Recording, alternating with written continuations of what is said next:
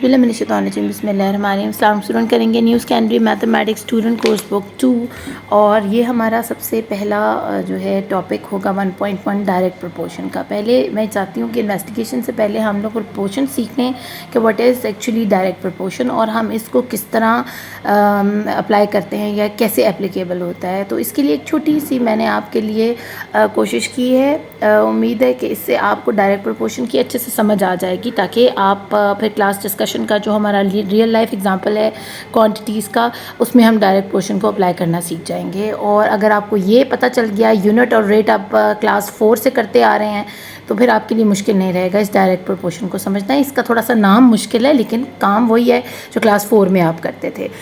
तो इसी चीज़ को एज अ ट्रिक और टिप समझाने के लिए मैंने आपके लिए एक छोटी सी वीडियो बनाई है। तो स्टार्ट करते हैं। Means that as one variable increases, another variable increases at the same rate. होता है y, ठीक है। ये दो For example, imagine that we were comparing hours worked to amount earned. Increase या डिक्रीज करेगा। As long as you were being paid the same amount each hour, then these two variables or values can be considered directly proportional, which we can show by putting this proportional symbol between hours worked and amount earned. मैंने किसी को बोला कि मैं 1 घंटे This means that if you worked 1 hour and got paid £12, या 12 pound लूंगी, then if you worked 2 hours, ठीक है, which is twice as long, 2 घंटे काम करती हूँ तो मैं क्या करूँगी, 2 को मल्टीप्लाई करूँगी विद 1 आवर जो मैंने उसके साथ डिसाइड किया था। so 10 hours, then you get paid अगर मैं वही 10 times 10 घंटे पे जाती हूँ तो मेरे पास 120 तकरीबन उसी 12 से मल्टीप्लाई करने के बाद 120 Now, if we plot a direct proportion relationship like this on a graph, हम ग्राफ की तरफ चलते हैं ताकि हम इसको कैसे प्लॉट करेंगे ग्राफ के ऊपर। आपको पता है आपने एक्स एक्सिस की लाइन पर क्या रखना है, आपने आवर्स रखने हैं, और वाई एक्सिस की लाइन पर क्या रखना है, अमाउंट रखनी है। तो उस तरह फिर हम जो है ना इसको प्लॉट करते हुए जाएंगे। सेंटर पॉइंट हमारा क्या होता है आपको पता है, 0 होता है। यहाँ से स्टार्ट करते हैं। पहला घंटा जो है मैंने 12 पाउंड के लिए काम किया, ठीक है, तो ये मैंने पहले घंटे को प्लॉट कर दिया अपने ग्राफ के ऊपर। सेकंड घंटा मैंने 24 के साथ प्लॉट किया। देखें इधर नीचे हमारे आवर्स हैं और हमारे लेफ़्ट साइड के ऊपर हमारे पैसे चल रहे हैं। अब अगर हम देखें कि मैंने 3.5 घंटे समझें किसी के लिए मैं काम कर रही हूँ 3.5 आवर, तो मैं उससे उसी 12 पाउंड के हिसाब से मल्टीप्लिकेशन करके पैसे चार्ज करूँगी कि मैंने 3.5 घंटे थोड़ा सा काम किया और मेरे 42 पाउंड्स बनते हैं। तो बेटा ये इतना सा काम था, कोई मुश्किल बात नहीं है। इसको इसी तरह पकड़कर आपने बस जो पहली रकम, पहली चीज़ जो भी आपने वाई को फिक्स करना है ना, फिर आपने उसके साथ स्टिक रहना है, उसके साथ स्टिक ऑन करना है अपने आप को। और फिर आपकी एक्सेस जैसे जैसे इंक्रीज़ होंगे ना, आपने उस फर्स्ट अमाउंट को लेकर चलना है या उस फर्स्ट नंबर को वाई की लेकर चलना है, उसको उसी हिसाब से एक्स के साथ इंक्रीज़ या डिक्रीज़ करते जाना है। आगे हम कर लेते हैं अब रियल लाइफ एग्जांपल्स। अब यहाँ पर हमें उन्होंने एक टेबल दिया हुआ है और उन्होंने कहा है कि इसमें रियल लाइफ एग्जांपल्स हैं और जो क्वांटिटीज़ उन्होंने दी हैं वो डायरेक्टली प्रोपोर्शनल हैं। तो हमें ये बताना है कि वो किस तरह डायरेक्टली प्रोपोर्शनल हैं और एक दूसरे के। आप यहाँ देखो नंबर ऑफ़ डेज़ हैं, उसको हमने एक्स में लिया। जैसे कि हम समझो कि एक ग्राफ जो है ना ऐसे बनाते हैं, ठीक है। ये हमारा सेंटर 0 का हो गया, ये हमारी एक्स एक्सिस की लाइन होगी, ये हमारे वाई एक्सिस की लाइन हो गई, ठीक है। अब हमारे पास जो वाई में रखा हुआ है ना वो 15 से स्टार्ट हो रहा है और 15th की जंप जा रही है। तो अगर आप इसको यहाँ से देखो, यहाँ 15 लिखो, यहाँ 30 लिखो, ठीक है, फिर 45 लिखो, यहाँ पर आप लिख दो 1 2 3 4। अभी मैं क्योंकि छोटा ग्राफ है तो हम इतना ही बनाते हैं। तो इसका मतलब है कि ये इस तरह डायरेक्टली प्रोपोर्शनल हो रहा है। कांस्टेंट क्या हमारे पास आ रहा है, 15। मैंने आपको क्या समझाया था कि जब भी आपने पहली जो भी वैल्यू आती है ना उसमें जो आ रही है ना हमारे पास वाई की वैल्यू वेरिएबल की, वो हमारी कांस्टेंट रहती है एंड तक, ठीक है, और वो इंक्रीज करती है आपके एक्स के साथ साथ। अब उसको हम शो किस तरह करेंगे, जैसे पहला दिन है, हमने y को नीचे रखा और 15 को ऊपर रख के हमने मल्टीप्लाई करवाया, ठीक है, तो हमारे पास 15 आ गया।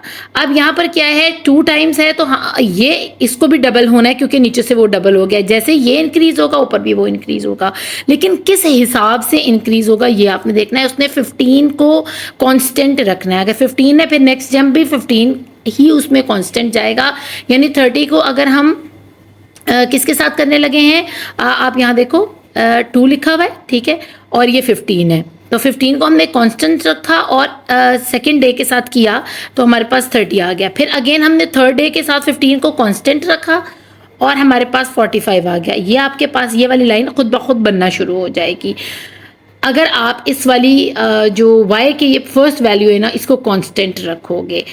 यही सारा खेल है, यही बच्चे गड़बड़ करते हैं, यही उनको समझ नहीं आती कि इसको हमने कांस्टेंट रखना है, इस जंप को हमने ख़राब नहीं होने देना। और जैसे जैसे डेज बढ़ते जाएंगे उन डेज के साथ इसका रिलेशन है, देन वो आंसर आएगा। ठीक है ना, ऐसे आंसर चलेगा।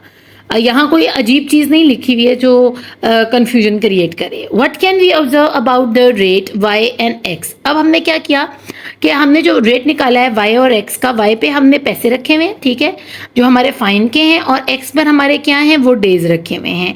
तो हम यहाँ लिखेंगे कि fine will increase if the number of days a book is over due. उसके साथ साथ इंक्रीज कर जाएगा। अगर x बढ़ता जाएगा तो y भी ऑटोमेटिकली इंक्रीज करेगा। हमने इसको इस तरह ऑब्जर्व करना है। What does y x represent. ये रिप्रेजेंट क्या कर रहे हैं, y रिप्रेजेंट कर रहा है फाइन को, जबकि x रिप्रेजेंट कर रहा है डेज को। What does the constant 15 means in this contest। अगर इस कॉन्टेस्ट में देखें तो 15 क्या है, यानी इधर ये समझो ये हमारे पास क्या है, ये y रखा हुआ है और ये x रखा हुआ है। तो इस कॉन्टेस्ट में ये 15 क्या है, तो 15 जो है क्योंकि कांस्टेंट है वो क्या चीज़ कर रहा है, every additional fine will increase by 15 cent. हम इसको कहेंगे कि अगर हमने जैसे ही इसको आगे लेके जाना है हमने उसमें 15 सेंट ऐड करते चले जाना है। 15 सेंट के साथ हमने इसको मल्टीप्लाई करवा के तो यहाँ आंसर देते जाना है। सही है, इसकी ये यहाँ पर रिलेशन बन रहा है। Indirect proportional the rate yx is a constant। in this case yx is equal to 15। क्योंकि ये कांस्टेंट क्यों है, y और x, अगर x इंक्रीज कर रहा है तो y इंक्रीज कर रहा है, अगर x डिक्रीज कर रहा है तो y डिक्रीज कर रहा है। तो इंक्रीज और डिक्रीज कांस्टेंट चल रहा है, साथ साथ चल रहा है, इसलिए हमने आगे जो उसका नंबर रखा हुआ है वो भी कांस्टेंट ही होना चाहिए ताकि वो इनकी स्टेबिलिटी को बरकरार रख सके। Let the number of days a book is over due x 3। अब आपके पास x की लाइन ये है, 3 ये रखा हुआ है।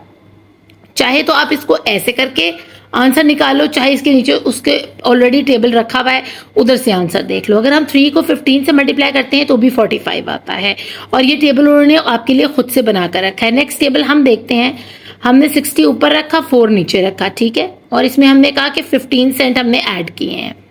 अब अगेन 75 ऊपर रखा, 5 नीचे रखा, कांस्टेंट किसको रखा, 15 सेंट एडिशनल चार्ज हुए, फिर 90, 60 और एडिशनल 15 गया है इसके अंदर।